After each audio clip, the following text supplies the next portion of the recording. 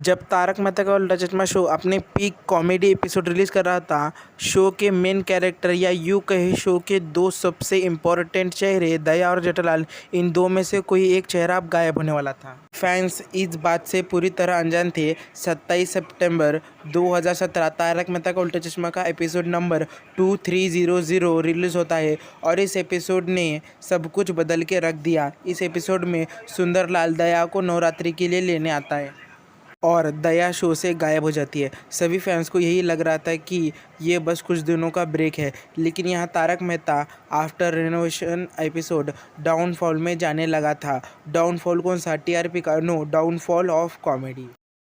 अब ऑडियंस दया जेठालाल की funny chemistry को मिस करने लगी थी। सभी यही चाहते थे कि दया वापस शो में दिखाई दे।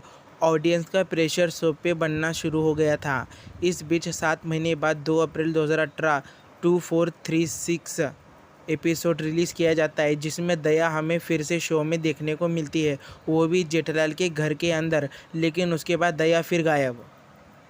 शो में बारी बारी मेकर्स का यही बोलना था कि दया भाभी शो में आ रही है, जल्द आ रही है, पर यह बस बनी बनाई बातें थी।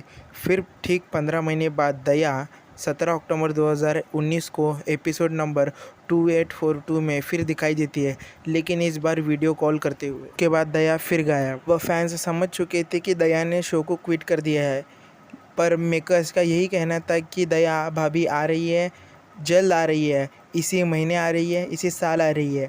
आज शो में दया को देखे हुए 7 साल हो चुके हैं।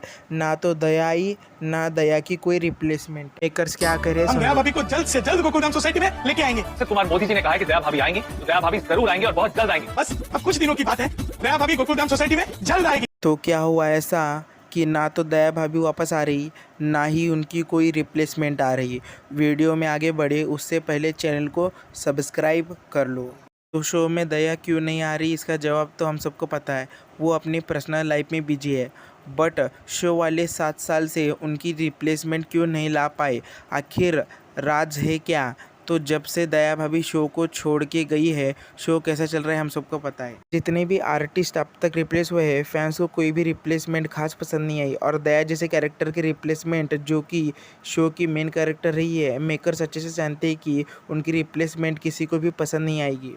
एक बार को टीआरपी और व्यूज़ मिल सकते हैं न्यू दया के एपिसोड में, बट उसके बाद क्या? शो में अब टीआरपी के लिए 2 ही मेन की फैक्टर बचे हैं, पोपटलाल की शादी और दया का कमबैक। और पोपटलाल की शादी मेकर्स के लिए सबसे बड़ी मुसीबत बन चुकी है। उस पर भी किसी वीडियो में बात करेंगे, तो सब्सक्राइब कर लो। अब दया के रिप्लेसमेंट की बात करें, दया की रिप्लेसमेंट आ गई शो में, तो दोनों की फैक्टर शो के ओवर। जो शो का मेन फैक्टर था कॉमेडी, वो तो कब का जा चुका है। दया के रिप्लेसमेंट के बाद शो के पास कुछ बचेगा ही नहीं। उनकी एक गलती सब खराब कर सकती है और पुरानी दया भाभी वापस आएगी नहीं। तो मेकर्स के पास और कोई ऑप्शन नहीं है, इसीलिए वो यही बोलेंगे कि दया भाभी वापस आ रही है, जल्दी आ रही है, but Daya never come back. आपके दया भाभी के कमबैक के ऊपर क्या थॉट है, मुझे कमेंट करके बताना। तो फिर मिलेंगे, तब तक के लिए।